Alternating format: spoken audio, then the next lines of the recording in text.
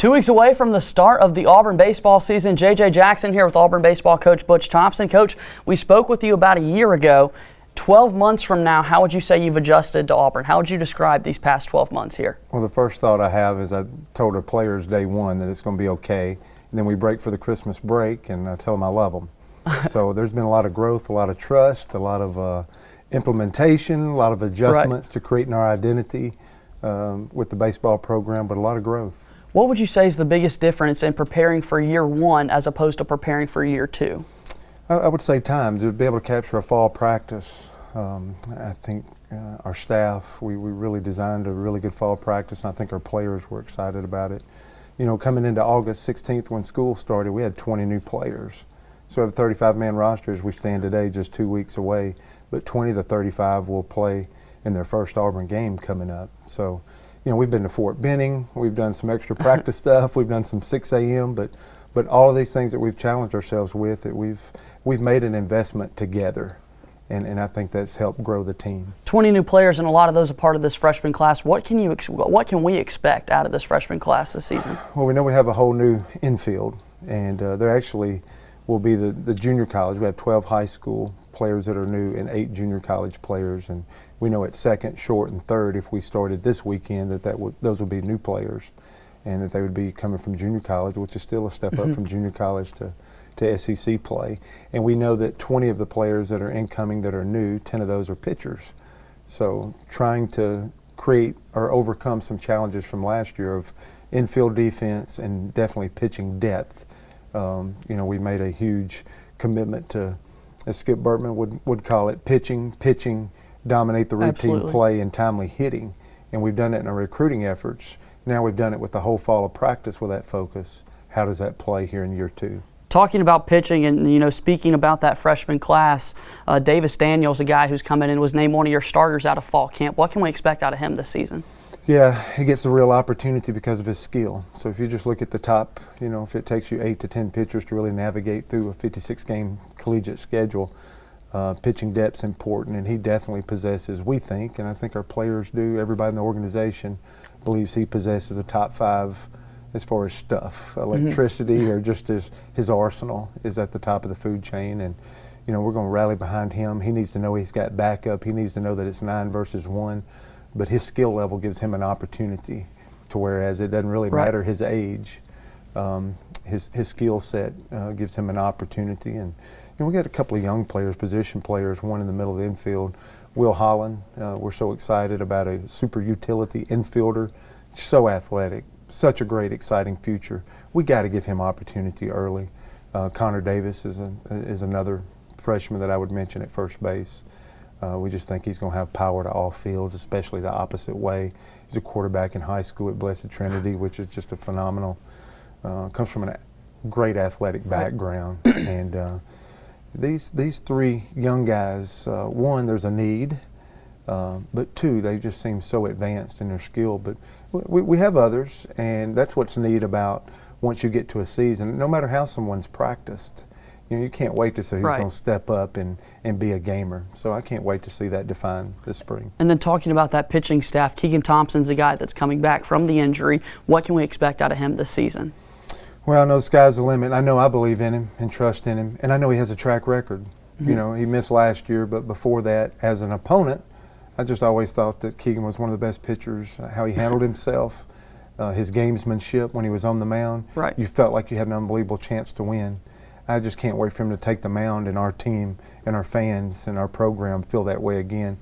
He's worked extremely hard. His body's changed. He's been healthy for us. And right now he's really in line to be back and make either opening day start or an opening weekend start for sure. And then, you know, him and Casey Mize, they are probably our top freshman last year, who's a sophomore. Casey's just continued to get better. He went off to the Cape Cod League and got to play with some of the best players in the country and grow his game. And I think him and Keegan, they're the throwing partners every day. They're kind of demonstrating this iron sharpens iron, where I think they're making each other better every day. And, man, we feel like over the course of a weekend, if you got a real starter that everybody thinks has got a chance to go out and win, I think that helps everything. We spent a lot of time talking about the young guys, but this senior class seems more experienced than previous years here at Auburn. What kind of leadership does that group bring to this team? Yeah, a great point, because Bo Decker was coaching first base and almost like a student assistant in a red shirt type scenario. I think he got to step back out of the frame. We were so loaded in the outfield last year with Greer, Palacios, Ebert, played some out there, Bergreen. With those guys gone, I think Bo saw it as an opportunity to make a bigger impact. And it's not just an impact of getting on the field and actually getting to play the game. It's an opportunity to lead. He's on a legacy team instead of captains. We call it a legacy team. And you have Bo Decker, you have Blake Logan, who was our most improved player from the fall. I thought his fall was better than his spring. Those two guys are going to give us a lot of leadership. And to have leadership at the catching position, I can't tell you how important that is. In the outfield, J.J. Schaefer is another one that's just a great leader. And I think we have, maybe by example, but Luke Jarvis, junior college shortstop from San Diego. Luke has just been one of our most consistent people every day. And it's probably more by example, but just putting him at shortstop, I think, is just settled, and you can just see everybody's game better with just the way he carries himself. So we do have a ton of leadership on this club that I'll keep pushing him to stay out front and try to lead. That outfield you talked about last year, Palacios and Greer in the big leagues now, and Schaefer coming back this season. Who are other guys in the outfield that we could expect to step up? Yeah, we feel like it's a good problem. I thought last year, after we constructed a lineup about the middle of the year, one of our challenges is once we get into the middle of a ball game or you get to the back end of the game and you wanted to make changes, there really were not. If you had a great left-handed pitcher come in, who can we go to that's right-handed or vice versa? Who can run and steal a base in this situation? We just didn't have a lot of moves. So now that we see these as good problems after being in that situation to where you got a J.J. Schaefer that can steal a base, get a bunt down, go in defensively because he's really good defensively. Jeremy Johnson was a guy that played behind Anthony Greer every rep last year as a red shirt. So now he's ready to go and start his career after a year of working and watching. A couple of left-handed hitters, which we're excited to have. Jonah Todd has played great in this preseason. I really look forward to seeing how he does these last 2 weeks heading into the first game. But he's a left-handed bat. Bowen McGuffin from Gulf Coast Community College, another left-handed option. Much like Bo Decker and Keegan Thompson being out for a year and coming back, Sam Gillikin has come back. He's not only an Auburn graduate, now he's working on his MBA, but he's come back to play his final season. That's another guy that has SEC experience and adds something to what we're doing. So that outfield is logjam, and we're just telling our guys to try to take care of the process every day, as coach speak is always going on. But the players will make the lineup out at the end of the day, and we have more depth at the outfield than we had last year, even though the top-end outfield was pretty good last year. When fans are sitting in Plainsman Park this season, they'll notice a new video board out there. What are your thoughts on that, the addition to the park, and other renovations that have happened this season? I just, it's an opportunity for me to say thank you for the people that supported our program as we're trying to build and be a better version of ourselves every day. I thank you to Jay and our athletic department and Tigers Unlimited. We work really hard, the opportunities to keep growing our program, but we're going to see a connection with the video board to our fans.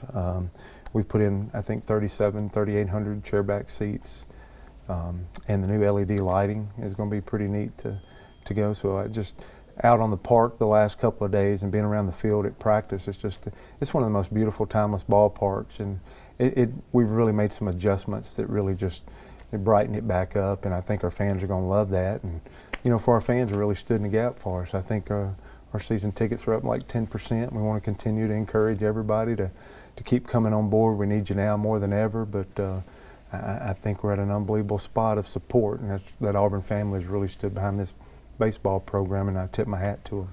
A lot of people are very excited about the season being 2 weeks away. Coach, finally, last year you told us a Les Brown quote about aiming high with expectations. So I'll ask you this to close it out. What are your expectations for this upcoming season? Yeah, I've really tried to get this team, I think I mentioned it earlier, just be the best version of ourselves. But I wouldn't want to come to work every day, and I wouldn't want a player to want to have a coach that didn't think you could aim as high as you possibly can. I do have a dream of seeing an Auburn team in that uniform running out on the field at TD Ameritrade Park. That's kind of what gives you the passion and purpose to get up every day.